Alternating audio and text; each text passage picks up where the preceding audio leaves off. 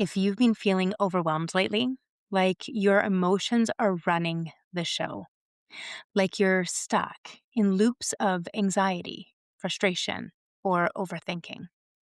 If you've ever said, "This is just how I am," or felt like you can't seem to get out of what you're feeling, or if you're on this path of growth and you know there's more available to you, but you keep getting pulled back into the same emotional patterns, this episode is for you.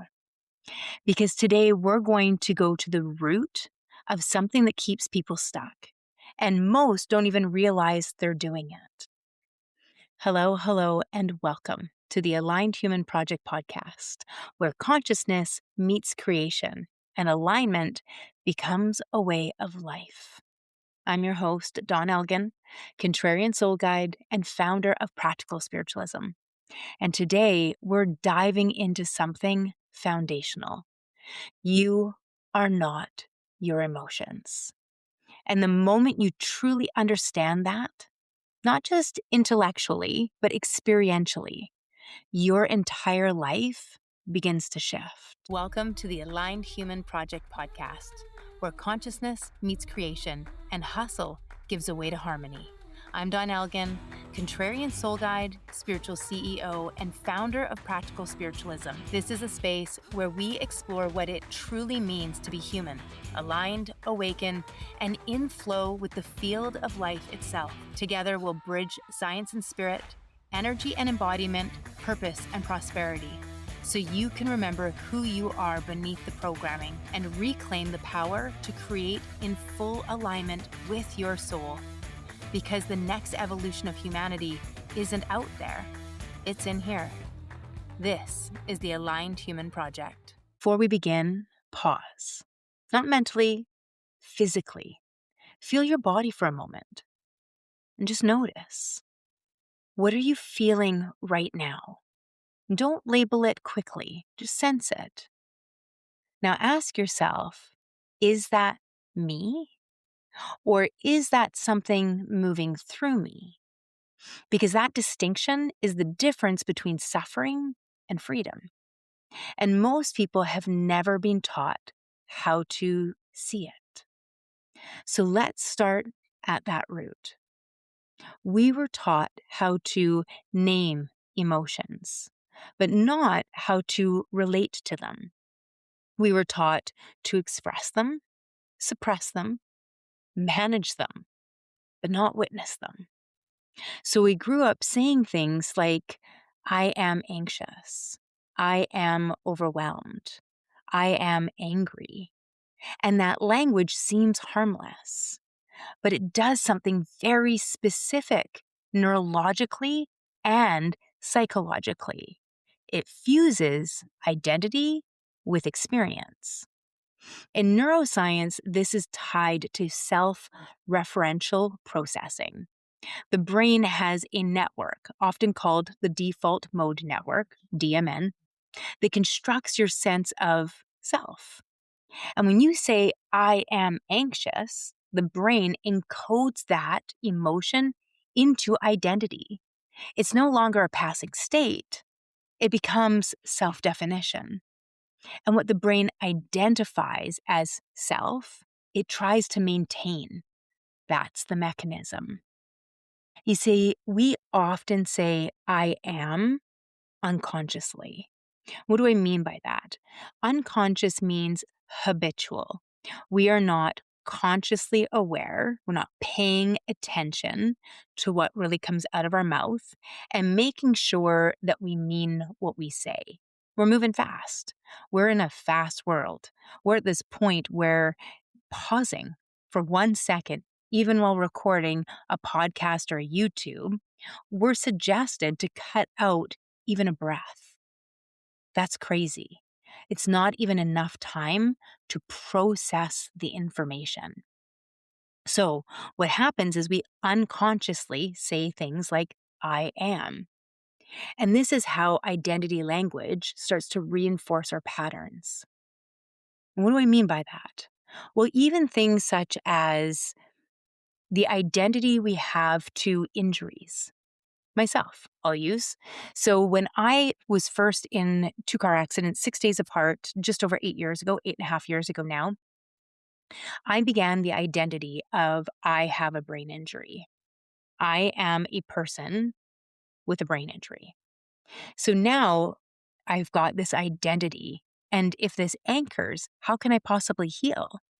Even if I say I am healing from a brain injury, then I remain in the healing state. We know this. There's tons of science around it. And so I was lucky. I had a great doctor, and she was really on me about my language. And so it became I am experiencing a brain that is injured. It's passing. It's something I'm experiencing, but not something I'm living with, not for the rest of my life. When I identified as I am a survivor, what I was doing was I was identifying with all of my past experiences. I was bringing them all with me up until that moment. And the problem with that is when we're in an identity of a survivor, which is really a fighting victim, or the identity of a victim, whether that's a victim of an injury, a victim of a car accident, a victim of anything that has happened in our past, we're now cultivating that as our identity. And we can't overcome that truly. It always holds us back, it slows us down. The weight of that baggage, WEIGHT, directly impacts the weight, WAIT, or the length of time it takes me to manifest or create the life that I desire. And this is normal language. We do it all the time. Even from things such as an illness. I am a cancer survivor. No, you are the one that experienced a body experiencing cancer. It's hard because they become such ingrained identities that it's terrifying to let them go. And that's just part of the amygdala's experience of Chicken Little. You see, language isn't just expression. It's programming. And this is where suffering begins. Emotion itself is not suffering. Emotion is movement. Emotion. Energy in motion. Energy rising, peaking, falling. But identification interrupts that movement. So because the moment you say, this is me, you create an attachment. An attachment creates resistance, and resistance creates suffering. This aligns with cognitive fusion, which is acceptance and commitment therapy. So, cognitive fusion is when thoughts and emotions are experienced as literal truth and identity. Diffusion is creating space between awareness and experience. So studies show greater cognitive fusion, our identification and belief, gives us higher anxiety, depression, reactivity. Greater diffusion, the creation of space or pause, gives us increased flexibility, resilience, and emotional regulation. This isn't just spiritual, it's measurable. So an example of this would be the anxiety loop. We have the thought, we wake up in the morning and I am anxious. Why am I anxious? What is happening here? It must be because this is going on and this is going on. And it starts creating a story. And all of a sudden, instead of just having this experience of an emotion of anxiety, it rises, peaks to be experienced, and then it falls. Now what's happened is we've helped it, or we held on to it, we attached to it using thought that starts to create a loop. And now it doesn't get to leave. Another one would be anger. We're driving down the road and somebody flips us the bird or does something, and we just start looping and we justify and make excuses to hold on to our anger as a way to protect ourselves over and over and over again. And so instead of it being an emotion, energy in motion, suddenly it becomes a mood. Repeat it often enough, becomes your personality. Overwhelm, same thing. We wear busy as a badge of honor. I'm overwhelmed. We're using it to protect ourselves. See how important I am. See how busy I am. See all that I'm doing in this world. I know this role. I've played these roles very, very well in my past. And I have to be cautious to not get stuck into them now. So here we are wearing busy as a badge of honor. And what we also are doing, but most often we don't want to acknowledge, is we're putting up a force field that says, I'm too busy, don't put another thing on my plate. And so we're using it as a defense mechanism to not have anybody put more there. So you see, you're not suffering from the emotion, you're suffering from being fused with it. So if you're not the emotion, who are you? Well, you are awareness. You are the one that is noticing. You are the field in which experience arises. And we can prove this directly. If you can observe something, it's not you, subject object, because the observer and the observed are not the same thing. So you are either the subject or the object. And this connects to meta-awareness in neuroscience. Meta-awareness is the awareness of your own thoughts and emotions. More specifically, meta-awareness is the ability to recognize and observe your own thoughts, feelings, and mental processes, allowing you to step back from them and understand their impact on your behavior and your emotions. And it activates the prefrontal cortex, and it reduces activity in the emotional reactivity centers, such as the amygdala. So, the translation here, the moment you observe an emotion, you change your relationship to it. Have you ever noticed yourself mid-reaction? Who noticed that? That noticing is you. But even when people understand this, emotions are designed to complete. They are biological cycles. They arise from the limbic system. They move through the body and resolve when processed. But processing doesn't mean thinking. It means feeling and staying present with it.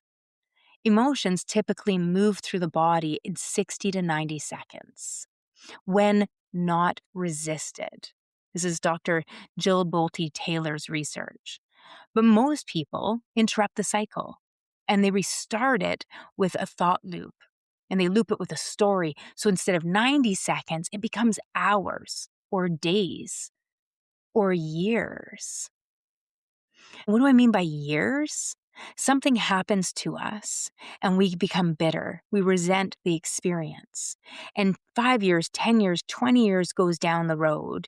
And somebody says to you, why are you so angry? And you say, well, 20 years ago, this happened to me. Okay, but it's not happening to you now. And this is what I mean by weight, WEIGHT, equals weight, WAIT. Here's the analogy. Call it the bus analogy. So just picture this. An emotion gets on the bus and it sits down beside you. It's not there to stay. It's there to move. But when you avoid it, judge it, analyze it, distract from it, scrolling, ignoring, you keep it seated, not because it wants to stay, but because it hasn't been witnessed. And just like us, energy wants to be seen and heard. And when we witness an emotion, we allow it to rise and fall, it can leave. It literally gets up and gets off the bus. It's quite beautiful. So the question here is, where do you avoid emotion most? Which emotions do you judge? Which ones feel unsafe? So where do you avoid emotions the most? Well, often it is in uncomfortable situations. Maybe it is when you're alone, or maybe it's when you're around a bunch of people. Maybe it's the fear of being judged by your emotions, which makes you avoid them altogether. Which emotions do you judge? Well, maybe it's fear. You don't want to be a coward. Maybe it is anger because you've been told that it's evil. Maybe it is anxiety because it's uncomfortable in your body. Which emotions do you judge? Or maybe you judge joy because it feels good. See, we always think of judgment as bad, but we're also judging when we make something good. We don't allow it to move. And what happens even when we judge something as a good emotion, then we try to cling to that. Or we compete and we go, we have an experience and it doesn't feel that good, then it must not be that good. And we don't allow ourselves to stay present in the experience with whatever emotion arises. It's the judgment of the emotion that is linked to our suffering. And then which ones feel unsafe to feel? Well, for most of us, anxiety, panic, unworthiness, love unreceived, heartache. There's these ones that feel painful. And so we try to get the hell away from them. See, pain is inevitable, it's part of our human experience. Suffering is optional. And suffering is what happens when you don't allow life to move, when you don't allow yourself to stay present with life as it moves through you. Because an unfelt emotion doesn't disappear, it stores. I want you to pause with me for a second, not later, right now, and just notice what you're feeling in your body as you're listening to this. Has something come up? Do we have a dislike? Do we have a trigger? Did I bump something? I hope so. There's something there. There's always something there. And here's the question. Are you aware of it? Or are you already inside of it? Because that right there, that is the entire difference. The difference between being lost in an emotion and being the one witnessing it. And most people never notice the moment they cross that line. They just become it. So if you're even 1% more aware right now than you were 5 minutes ago, you are already shifting. So let's talk about what to actually do with that. The practice is very simple, not necessarily easy. So instead of I am anxious, we say this is anxiety, or I am experiencing anxiety. Instead of I am angry, we'd say this is anger moving through me. That shift creates space. This is called affect labeling. And studies show that naming an emotion reduces amygdala activity. It increases prefrontal regulation. Literally, naming the emotion calms the brain. Instead of an unknown threat, it becomes a known experience. No longer is the emotion the boogeyman in the closet. So let's take this just a little bit deeper. And if you have a book or a piece of paper and a pen nearby, you can pause this, grab them, and let's write it down. If you're driving, walking, moving while you're listening to this, maybe then you just softly or in your head say the things out loud as we're going into them. So right now, notice what you're feeling. Just notice it. And what I want you to do is first, we're going to name it just softly. Maybe you know the name of it. And if you don't, that's okay. The name for it might come in a moment. It's all right. But what I want us to do is start to witness it by writing it. So where in your body do you feel it? Upper abdomen, shoulders, neck, lower abdomen? Do you feel it in your pelvis? Your heart? Where do you feel the energy of an emotion right now? And what does it taste like? What does it smell like? Does it have a color? How dense is it? Is it thick and heavy, light, fluttery? What's its texture? Is it spiky, smooth, sinuous? How does it move? Is it staticky? Is it moving from left to right, right to left? Does it turn round and round? Is it like butterflies? Does it move up and down? Just notice it. Just breathe into it as you're noticing it, even if it's discomfort. You can think, dislike, great. I dislike this sensation. Stay there and breathe. Breathe right into that feeling. Does it move? Does it change positions? Can you name it? And just stay for one breath longer. And if the space allows for this, what emotion is underneath it? Because energy is always in motion.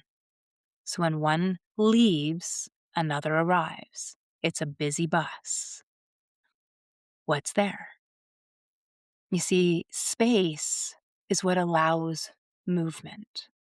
And we create space with that pause. And this is where we need to get really clear. Because there are two different things that are happening here.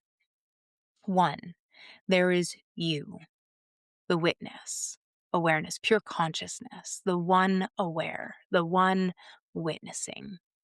And then there's what you're experiencing.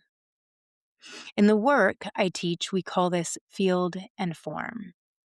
The field is your internal energetic landscape, your thoughts, your emotions, your beliefs, your nervous system state. And all of that lives in your personal field. And the form is what gets created from that. Your actions, your reactions, your words, your patterns, your results. And most people are trying to change their life by controlling the form, fixing the behavior, fix the reaction, fix the outcome. But the form is not the problem. The form is the reflection. And the field is not you. You are the one aware of the field. So now we have 3 layers. We have you, awareness. We have the field, thoughts, emotions, and beliefs, identity. And then we have form, what that field has created. And here's the shift. When you identify with the field, your life gets run unconsciously. When you become aware of the field, you begin to change it. Not by forcing, but by seeing it, by choosing it. Does this thought align with who I want to be? Choose again. Because awareness stabilizes the field. And when the field is stabilized, the form reorganizes. That is the work. So law 3 of field and form is the law of presence. Specifically, presence equals power. When attention leaves the present moment, power leaves with it. When awareness stabilizes, emotion reorganizes, thought reorganizes. What do I mean by this? Well, it's the difference between reacting versus observing. So somebody says something to you and it triggers you, it bumps into a wound or a bruise, and you react. Don't touch that. Don't say that. Don't do that. And so instead of observing and witnessing the whole moment, we're reacting to it. We're not responding anymore. And we start to try to control instead of allow. We start to force instead of witness.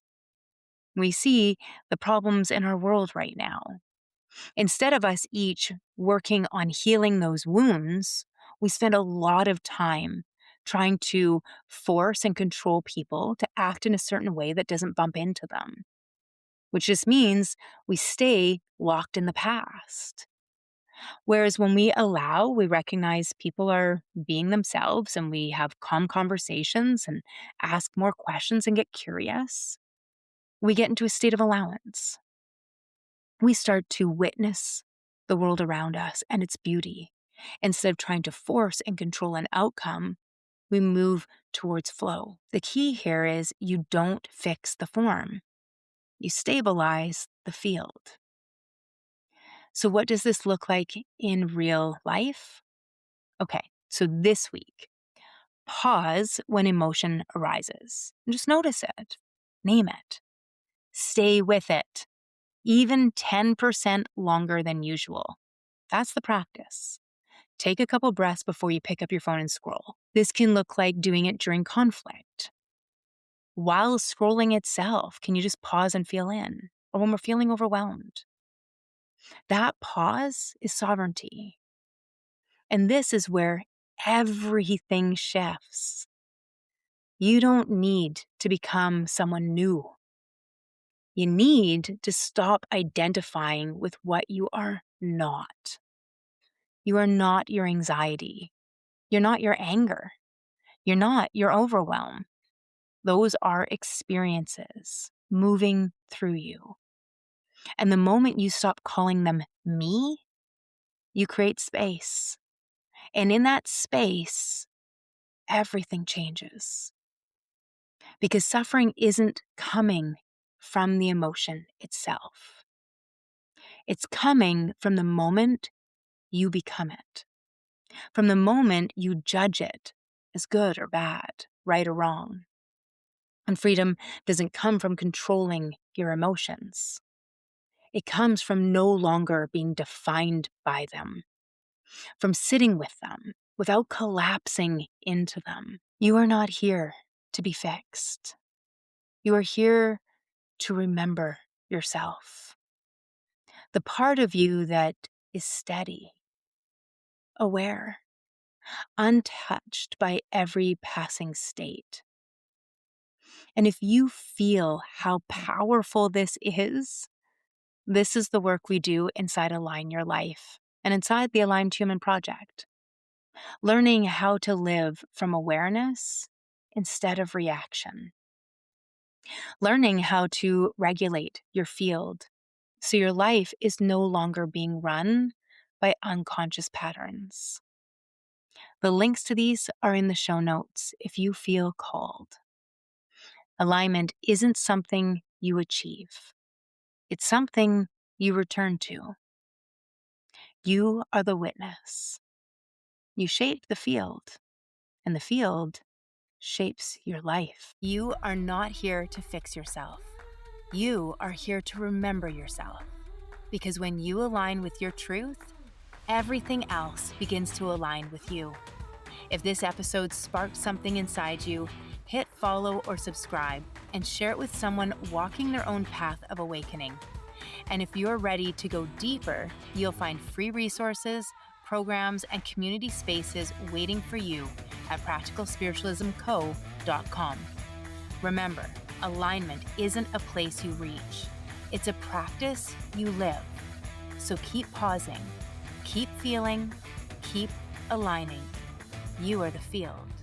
You shape the form.